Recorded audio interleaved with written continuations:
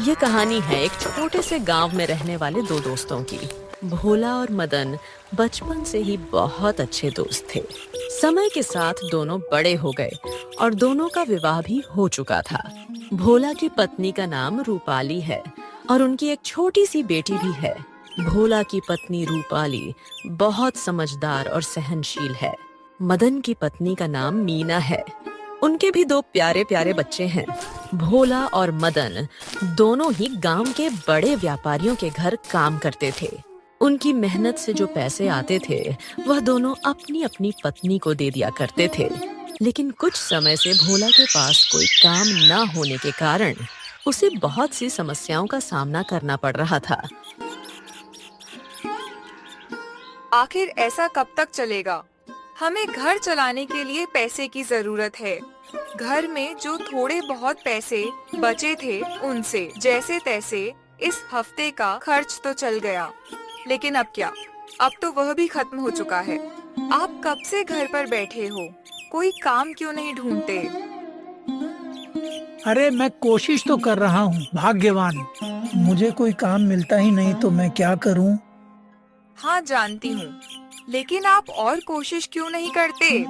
हमारे घर की छत कब से टूटी हुई है, उसकी मरम्मत भी तो करवानी है। मदन भैया को ही देख लीजिए, वह भी तो रोज काम पर जाते हैं और आप रोज खाली हाथ ही घर आते हो। आप मदन भैया से ही बात करके देखिए, क्या पता वही आपको कहीं काम दिलवा दे। शिव हाँ भाग्यवान, ये विचार पहले मेरे दिमाग में क्यों नहीं आया? मुझे एक बार मदन से बात करनी ही चाहिए। तुम चिंता मत करो, मैं जल्दी ही कोई काम ढूंढ लूंगा। अगली सुबह भोला मदन के घर जाता है।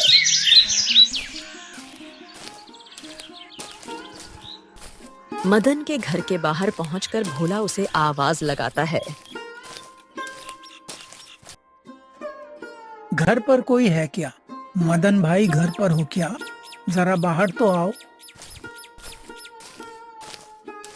जी भोला भैया, कहिए कैसे आना हुआ? भाभी जी जरा मदन को बुला दीजिए। वो तो अभी घर पर नहीं है, शायद मुखिया जी के खेतों पर होंगे। अगर आपको जरूरी काम है तो उनसे खेत पर जाकर मिल लीजिए। ठीक है भाभी जी। भोला खेतों की ओर निकल पड़ता है।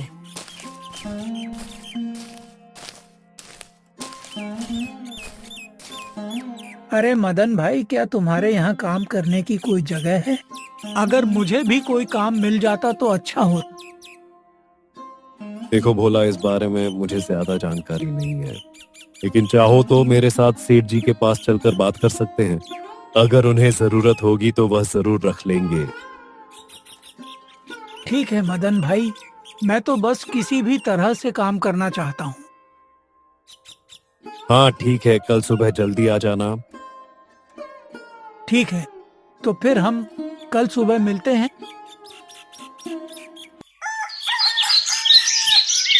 अरे भोला, आ गए तुम। चलो सेठ जी के पास चलते हैं। हाँ मदन भाई, उनके घर चलते हैं, वहीं उनसे बात करेंगे। दोनों दोस्त मुखिया के घर की ओर जंगल के रास्ते से चलते हैं। रास्ता काफी लंबा था। चलते चलते उन्हें काफी समय बीत चुका था। तभी अचानक से आसमान में जोर से बादलों की गरजने की आवाज गूंजती है और देखते ही देखते जोरदार बारिश शुरू हो जाती है। जोरदार बारिश होने के कारण भोला और मदन जंगल में ही एक पेड़ के नीचे रुक जाते हैं। मदन भाई, बारिश बहुत जोरों की हो रही है। इतनी ज्यादा बारिश में आगे बढ़ेंगे तो हम बीमार पड़ जाएंगे। कुछ देर यहीं रुककर हमें बारिश के थमने का इंतजार करना चाहिए। तभी भोला की नजर सामने की झोपड़ी पर जाती है और उसे वो मदन को दिखाते हुए कहता है। अरे मदन भाई, वो देखो, वहाँ एक झोपड़ी है। चलो वहाँ चलकर किसी से मदद मांगते हैं। जब तक ये बारिश नहीं रुक जाती हम थोड़ी देर वहीं रुक जाते हैं। दोनों झोपड़ी के बाहर जाकर खड़े हो जाते हैं और भोला आवाज लगाता है। घर में कोई है क्या? हमें आपकी थोड़ी मदद चाहिए थी। हाँ बेटा, अंदर आ जाओ। दोनों दोस्त अंदर आते हैं तो उन्होंने देखा कि एक बूढ़े बाबा अंदर बैठे हुए थे। बाबा, हमें थोड़ी मदद चाहिए थी। हम दोनों बाहर के लिए निकले थे, लेकिन रास्ते में अचानक से बारिश शुरू हो गई और हम लोग यहीं फंस गए। थोड़ी आश्रय की जरूरत थी जब तक बारिश बंद नहीं हो जाती। अगर आप बुरा ना मानो तो क्या हम कुछ देर के लिए आपकी झोपड़ी में रुक सकते हैं? बारिश रुकते ही हम ठीक तभी यहाँ से चले जाएंगे। हाँ हाँ बेटा, क्यों नहीं, आओ बैठो। तुम जितनी देर चाहो यहाँ रुक सकते हो। दोनों चुपचाप अंदर आकर बैठ जाते हैं। बूढ़े बाबा चूल्हे पर खाना बना रहे थे। खाने से बहुत अच्छी खुशबू आ रही थी। खाने की खुशबू बार बार दोनों का ध्यान चूल्हे की ओर ले जा रही थी, लेकिन दोनों यह सोचकर अपना मन मार लेते कि बूढ़े बाबा ने थोड़ा सा ही खाना पकाया होगा। लेकिन बूढ़े बाबा को सब समझ में आ रहा था। आ जाओ बेटा, खाना बन गया है, आकर खाना खा लो। भूख तो दोनों को लगी थी, लेकिन वह लोग अपने मन को टालते हुए कहते हैं, नहीं बाबा, आपने तो थोड़ा सा ही खाना बनाया होगा, उसे भी हम खा लेंगे तो फिर आप क्या खाएंगे? बेटा, तुम मेरी चिंता मत करो, यहाँ हम तीनों के लिए ही पर्याप्त खाना है। आओ खा लो। बाबा, ये खाना तो बहुत स्वादिष्ट है। ऐसा खाना हमने आज से पहले कभी नहीं खाया। लेकिन बाबा, आप इतने घने जंगल में क्यों रहते हो और खाना भी खुद ही बना रहे हो? क्या आपका कोई परिवार नहीं है? बेटा, एक समय में मेरा भी छोटा सा परिवार था, लेकिन एक बार मेरे गांव में महामारी फैल गई और उसके चपेट में मेरा पूरा परिवार आ गया। बस मैं ही बच गया। मेरा पूरा परिवार का देहांत हो गया, इसलिए मैं अकेला इस जंगल में रहता हूँ। मेरा अपना कोई नहीं है। बाबा, आप जंगल में अकेले कैसे रहते हैं? आपको डर नहीं लगता क्या? बेटा, डर किस बात का? शुरू में थोड़ा अकेलापन लगता था, लेकिन अब आदत हो चुकी है। बाबा, अगर आप चाहो तो आप हमारे घर चल के हमारे साथ रह सकते हैं। मैं मेरे घर में अपनी पत्नी और बेटी के साथ रहता हूँ। मेरे माता पिता बहुत जल्दी हमें छोड़कर चले गए। अगर आप हमारे साथ चलेंगे तो मुझे बहुत खुशी होगी। आपको इस जंगल में अकेले रहने की कोई ज़रूरत नहीं है, इसलिए आप हमारे साथ चलिए बाबा। नहीं बेटा, मैं यहीं ठीक हूँ। यह जंगल ही मेरा घर है। मुझे इस शांति भरे माहौल में ही रहना अच्छा लगता है। मगर तुमने मेरे बारे में सोचा, मुझे बहुत अच्छा लगा। थोड़ी देर बाद बारिश बंद हो जाती है। ठीक है बाबा, अब हम चलते हैं। बाबा, अगर अभी भी आप चाहे तो हमारे साथ चल सकते हैं। नहीं बेटा, तुम्हारा शुक्रिया, लेकिन मैं यहीं खुश हूँ। ठीक है बाबा, अब हम चलते हैं। जरा रुको बेटा, तुम दोनों मुझे बहुत नेक इंसान लगते हो, इसलिए मैं तुम दोनों को कुछ देना चाहता हूँ। बूढ़े बाबा अपने घर के एक कोने से एक घड़ा उठाकर लाते हैं और उस घड़े को भोला और मदन को देते हुए कहते हैं, बेटा, इसमें मेरे पूरे जीवन की जमा पूंजी है। अब यह मेरे किसी काम की नहीं है, इसलिए इस घड़े से जो भी निकले उसे तुम दोनों आपस में आधा आधा बांट लेना। लेकिन बाबा, इसमें क्या है? बेटा, तुम खुद ही इसे खोल कर देख लो कि इसमें क्या है। जब वह घड़े के अंदर देखते हैं तो उसमें बहुत सारे सोने के सिक्के होते हैं। इतना सारा सोना देखकर दोनों की आंखें खुली रह जाती हैं। ये क्या बाबा, इतने सारे सोने के सिक्के? बेटा, अब यह मेरे किसी काम की नहीं है। तुम दोनों मुझे बहुत नेक इंसान लगे, इसलिए तुम्हें दे रहा हूँ। तुम्हारे पहनावे को देखकर लगता है कि तुम बहुत गरीब हो और तुम्हें इन सिक्कों की बहुत जरूरत है। तुम लोग इन सभी सिक्कों को रख सकते हो। इस पर तुम दोनों का बराबर का हक है। दोनों बूढ़े बाबा को धन्यवाद कहकर अपने गांव की तरफ निकल जाते हैं। आज वह दोनों बहुत खुश थे। दोनों के हाथ सोने का खदान जो लग गया था। दोनों अपने अपने ख्यालों में खोए हुए थे। इन पैसों से मैं अपना एक सुंदर सा घर बनाऊंगा। उसमें सारे खिड़की दरवाजे शीशे के होंगे। मैं अपने गांव का सबसे अमीर आदमी बन जाऊंगा और अपनी बेटी की हर इच्छा पूरी करूंगा। पैसे न होने के कारण मैं उसकी एक भी मांग पूरी नहीं कर पाता, लेकिन अब मेरा परिवार गरीबी में नहीं जिएगा। इतने सारे सोने के सिक्के हैं इस घड़े में, इससे तो मेरी किस्मत ही बदल जाएगी। मैं अपने गांव का सबसे अमीर आदमी बन जाऊंगा। पूरे गांव में मेरी बराबरी कोई नहीं कर पाएगा। मेरे बड़े से बंगले में बहुत सारे नौकर चाकर होंगे जो मेरे आसपास घूमेंगे। इतने सारे सोने से तो मैं जिंदगी भर आराम से बैठकर खा सकता हूँ। मुझे तो जिंदगी भर कोई काम करने की जरूरत नहीं है। मदन यह सब सोच ही रहा था, तभी भोला बीच में बोल पड़ता है। मदन भाई, घर पहुंचते ही हम इन सिक्कों को आधा आधा बांट लेंगे। भोला के मुंह से यह सब बात सुनकर मदन को बिल्कुल भी अच्छा नहीं लगा और वह मन ही मन सोचता है, इन सिक्कों को आधा आधा बांटना मतलब मेरे सपने भी आधे आधे बांटना। भला इन सिक्कों को मैं इस भोला से क्यों बांटूं? मुझे तो ये सिक्के पूरे चाहिए। आखिर मैं ऐसा क्या करूं जो ये सारे सिक्के मेरे हो जाए? घर पहुंचते ही ये भोला आधे सिक्के ले लेगा। दोनों अपनी अपनी सोच में आगे बढ़े जा रहे थे। वे लोग एक नदी के ऊपर से गुजर रहे थे। नदी को देखकर मदन के दिमाग में एक ख्याल आता है और वह बिना कुछ सोचे समझे भोला को लात मारकर नीचे गिरा देता है। भोला जैसे ही नदी में गिरता है, वह मदन को आवाज लगाता है, मदन भाई, मैं नदी में गिर गया हूँ, मुझे बचाओ। मदन भाई, मुझे बचाओ। भोला भाई, तुम गिरे नहीं बल्कि मैंने तुम्हें धक्का देकर गिरा दिया है ताकि यह धन मुझे तुम्हारे साथ बांटना ना पड़े। अब ये सारे सोने के सिक्के मेरे हुए। इतना कहकर मदन वहां से चुपचाप चला जाता है और बेचारा भोला नदी में ही डूब जाता।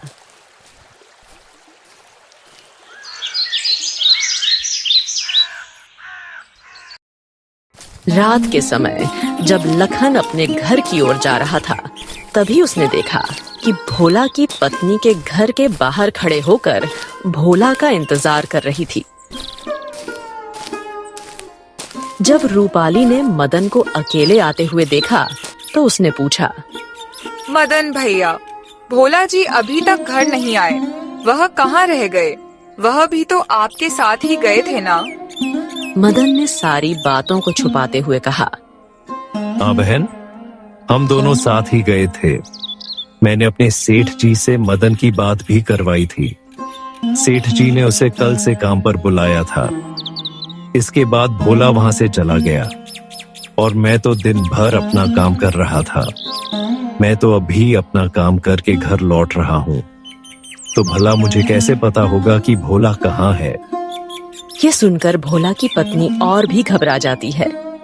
भैया, भोला जी अभी तक घर नहीं आए, मुझे समझ नहीं आ रहा है। मैं क्या करूं भैया, मेरा दिल बहुत घबरा रहा है। चिंता मत करो बहन, हो सकता है उसने कहीं और भी काम की तलाश की हो और देर रात हो जाने पर वहीं रुक गया हो। मुझे पक्का विश्वास है वह कल सुबह तक वापस आ जाएगा। इतना कहकर मदन वहां से अपने घर की ओर चला जाता है। भोला की पत्नी बहुत परेशान थी, लेकिन मदन ने उसे समझाते कहा था कि वह सुबह तक का इंतजार करे। इसीलिए वह किसी तरह से सुबह तक का इंतजार करती है। जैसे तैसे रूपाली ने चिंता में रात काटी।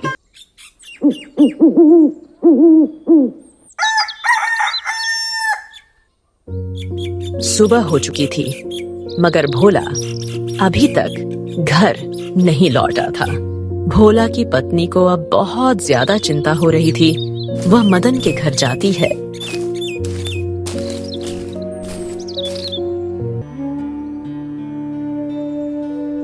मदन भैया, वह अभी तक घर नहीं आए, पता नहीं अभी तक कहाँ है।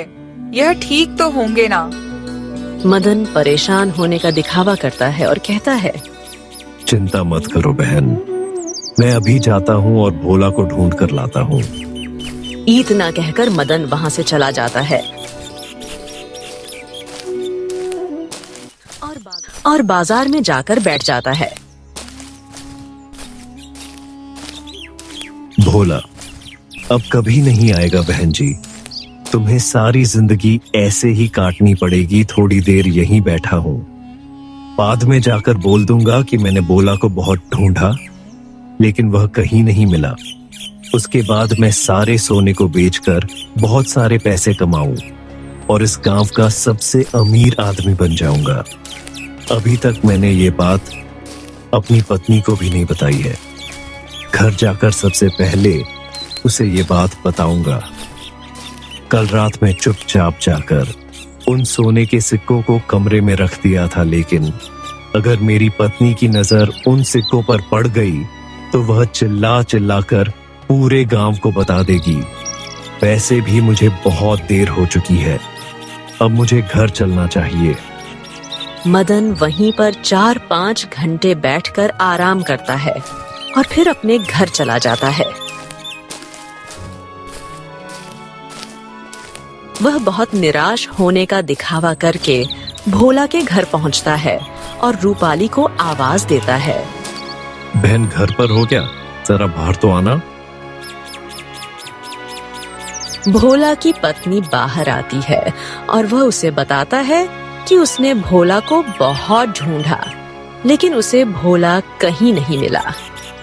बहन मैंने भोला भाई को बहुत ढूंढा लेकिन उसका कुछ पता नहीं चला। पता नहीं भोला कहाँ है। तभी रूपाली के पीछे से भोला सामने आता है और भोला को देखकर मदन के होश उड़ जाते हैं। अरे भोला, तुम यहाँ कैसे? क्यों भाई? मैं अपने घर पर नहीं रहूंगा तो और कहाँ रहूंगा, लेकिन लगता है तुम मुझे यहाँ देखकर खुश नहीं हो। मदन भोला की बातों का कोई जवाब नहीं देता। उसका दिल जोर जोर से धक धक कर रहा था क्योंकि वह भोला को देखकर बहुत परेशान था और उसे डर भी बहुत लग रहा था। इस भोला ने तो रूपाली बहन को सारी बात बता दी होगी। हे भगवान, अब तो मुझे कोई नहीं बचा सकता। मुझे यहाँ से जल्दी ही निकल लेना चाहिए। जल्दी से घर जाकर सारे सोने के सिक्के लेकर अपनी पत्नी के साथ कहीं दूर भाग जाऊंगा और फिर ये बेवकूफ कुछ भी नहीं कर पाएगा। लेकिन भोला अभी तक अपनी पत्नी को कुछ भी नहीं बताया था। भोला और मदन सिर्फ एक दूसरे को देखे जा रहे थे।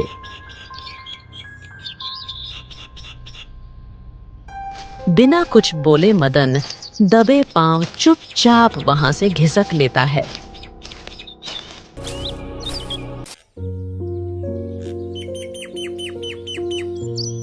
हे भगवान, अब मैं क्या करूं? ये भोला तो बच गया, लेकिन ये बचा कैसे? इसे तो तैरना भी नहीं आता था। अगर ये बचा है तो मेरे लिए परेशानी खड़ी कर सकता है। मैं आज ही अपनी पत्नी को लेकर यहाँ से दूर भाग जाऊंगा। मदन यह सब सोच ही रहा था, तभी उसे घड़े का ख्याल आता है और वह घड़े को देखने दूसरे कमरे में जाता है।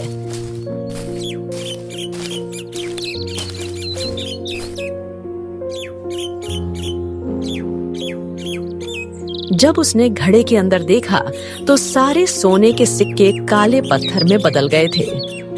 हे भगवान, ये क्या हो गया? मेरा सारा सोना कहाँ गया? कहीं उस भोला ने तो नहीं चुरा लिया ना?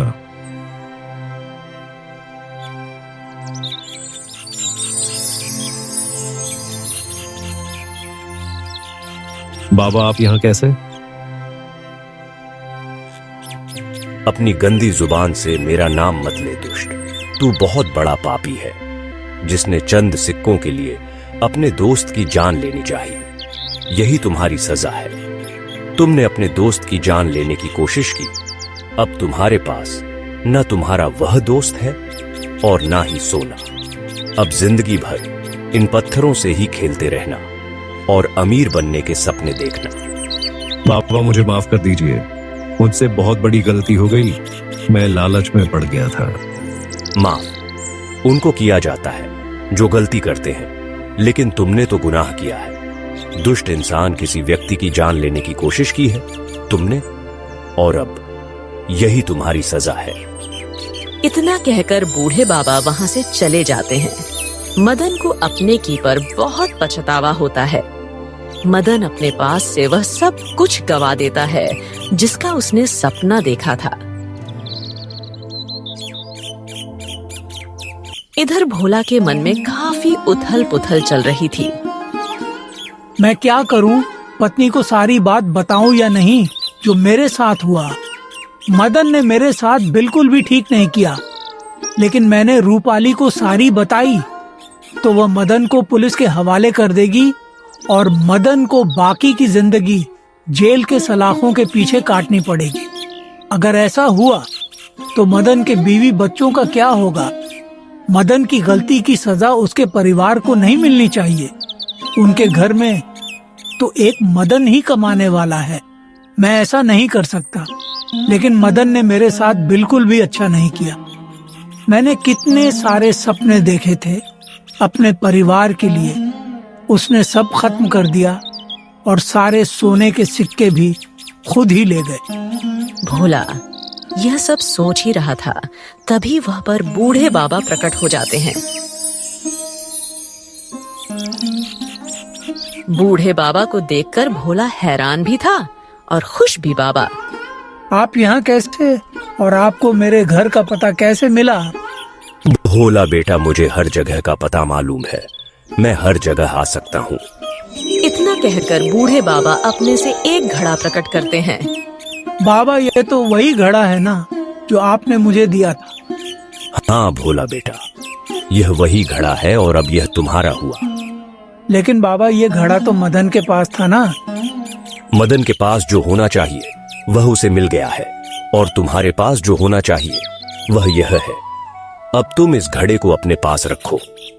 जैसे ही भोला ने घड़े के अंदर देखा तो वह घड़ा सोने के सिक्कों से भरा हुआ था।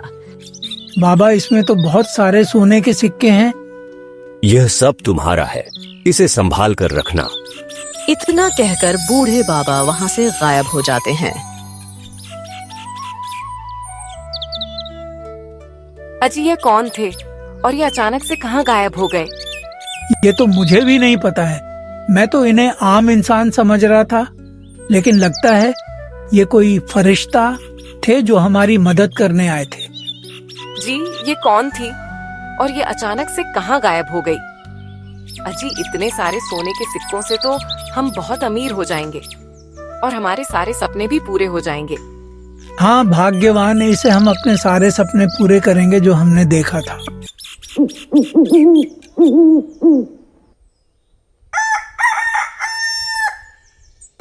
उन सारे सिक्कों को बेचकर भोला ने एक आलीशान घर बनवाया और वह गांव का सबसे अमीर आदमी बन गया। जरूरत पड़ने पर वह गांव वालों की भी मदद खुशी खुशी किया करता था। कहानी यही खत्म होती है। मिलते हैं एक और नई रोमांचक कहानी में। अगली कहानी के लिए वीडियो को लाइक करके हमारे चैनल सुपर टून्स को सब्सक्राइब जरूर कर ले। Thanks for watching.